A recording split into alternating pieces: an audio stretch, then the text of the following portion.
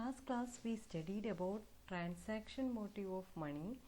Today we can study about speculative motive of money. Besides cash, people have the tendency to hold wealth in the form of property, gold, bonds, shares, etc. Okay.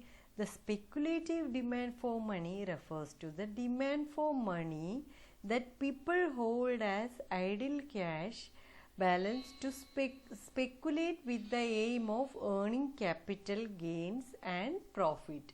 Means people are holding money for their speculative demand, means with the aim of earning capital gains and profit. Suppose why we are buying gold? Tomorrow when we are selling, we need to get more money. That reason we are holding gold. What about property? Property also, what is people plan, they will buy today and after 10 years when they are selling, they need to get more money. Okay, means profit. They need to get profit. Okay. We know bonds. Bonds means it is a financial paper that bear the promise of a future stream. Okay, the bonds are issued by the firms to borrow from the general public. Okay, then what is the aim of bonds? To get the interest. Okay, when the interest rate is low, then people will not buy bonds. Okay, when interest rate is more, that time people will buy more bonds. Okay, if the interest on the bond is low and people expect the interest rate to rise in the future, why people are buying? They are expecting to rise in the future. Okay, then this implies that people expect the bond price to fall. Okay, means they are otherwise people will wait. Okay, now bond price is 100 rupees, then people will expect to fall when the bond price is 20 rupees. That time what they will do? They will buy more quantities of bond. Okay, this fall in the bond prices causes loss to the bond holders. Suppose who are new buyers, for them it is good. Who already bought for 100 rupees, for them it is loss. Okay, then to counter the situation, the preference for holding bond falls and desire to hold idle cash balance rises. If bond price low, means what people will do? People will hold idle cash. They will think, I will keep it as money. I will not invest in any bonds or shares or gold. Okay, this is the speculative demand for money. Thus, speculative demand for money, how it will increase? Because this bond interest rate is low, automatically what will happen? This people will not buy bonds. Okay, then people, what they will do? They will expect bond price to rise in the future, and then this is because negative relation between bond price and the interest rate. Okay, then when interest rate, the rise in the bond prices implies capital gain to the bond holders. Means interest rate is more, then what people will do? People will buy more quantity. Then the preference to hold bonds increase and the people desire to hold lesser ideal cash balance.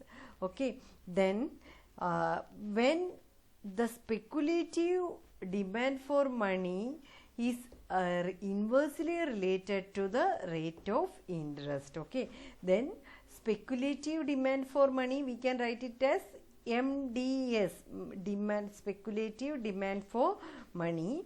That one is directly related to, means inversely related to interest rate. Okay, when rate of interest is more, when rate of interest is more, what will happen?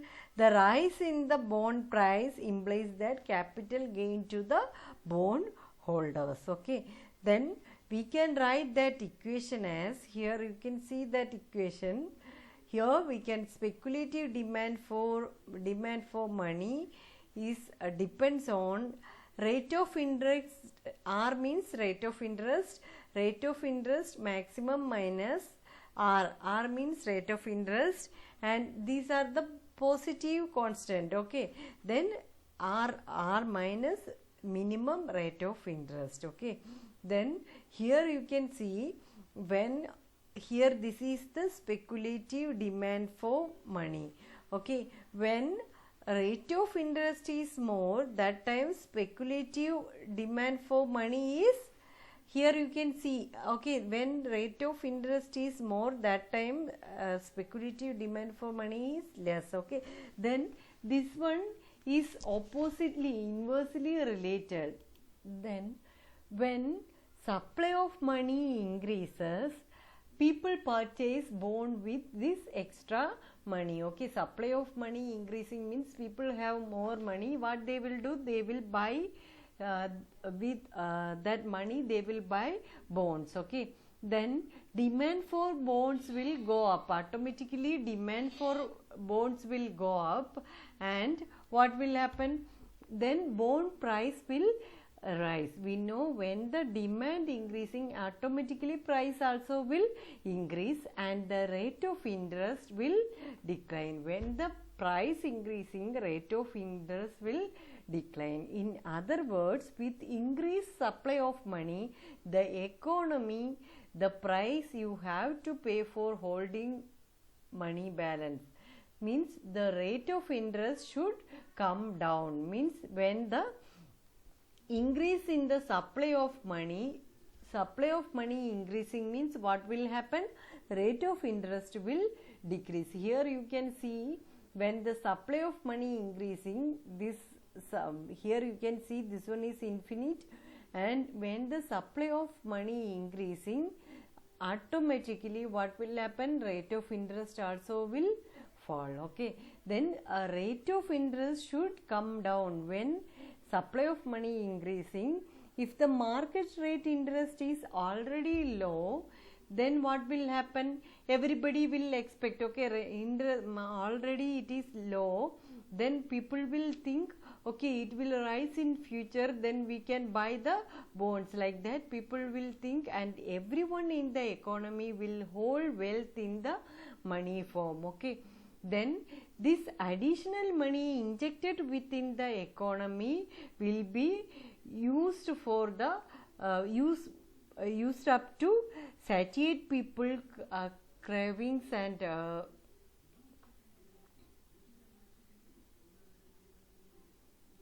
then with the additional money, without increasing demand for bonds, without further lowering the rate of interest below the minimum of R, okay, below the minimum of R it is not possible to reduce, okay. Then such a situation we are calling as liquidity trap, okay. Then the speculative demand function is inelastic here, means below this one, below we know R minimum is this much and R maximum is this much. This is the point of R minimum, this is the point of R maximum, and rate of interest maximum, and R rate of interest minimum, okay. Below this point we are calling as liquidity trap. We are calling it as liquidity traps, means bonds with we know everyone in the economy will hold their wealth in the money balance, okay. Means they will keep it as money for future, they will keep some money, okay. Then suppose rate of interest is very low, then what people will think? They will not wish to buy the bonds, they will hold their money in hands, okay. Then this situation will create, means it will create to lowering the rate of interest below the floor of minimum of R, means minimum this one, below this floor this rate of interest will go. That situation we are calling as liquidity trap, okay.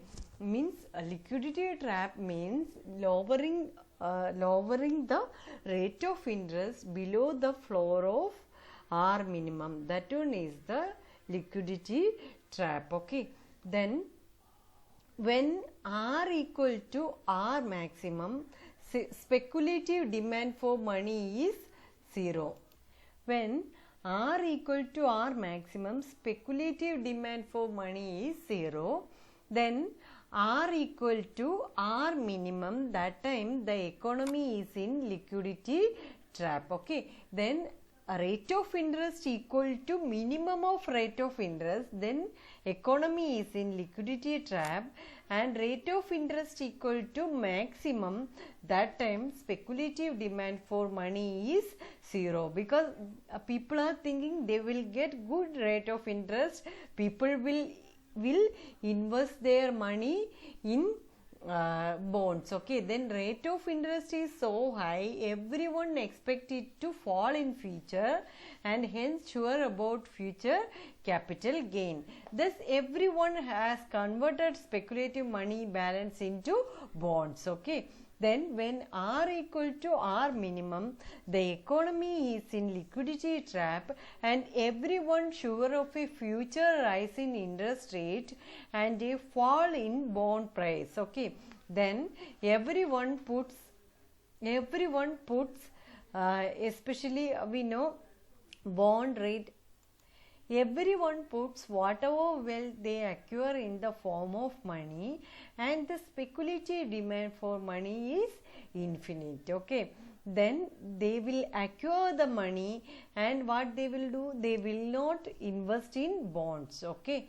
That is the situation where R rate of interest equal to minimum of rate of interest. Okay. Then total demand for money in an economy is therefore composed of transaction demand and speculation demand. Okay. Then we can write that equation, transaction demand equation is K into Py plus then speculative demand equation equal to R max. Here we studied, okay, R max minus R divided by R minus R minimum. Okay, this is the equation of this aggregate money demand in an economy. Then aggregate money demand in an economy equal to transaction demand. That one is this one.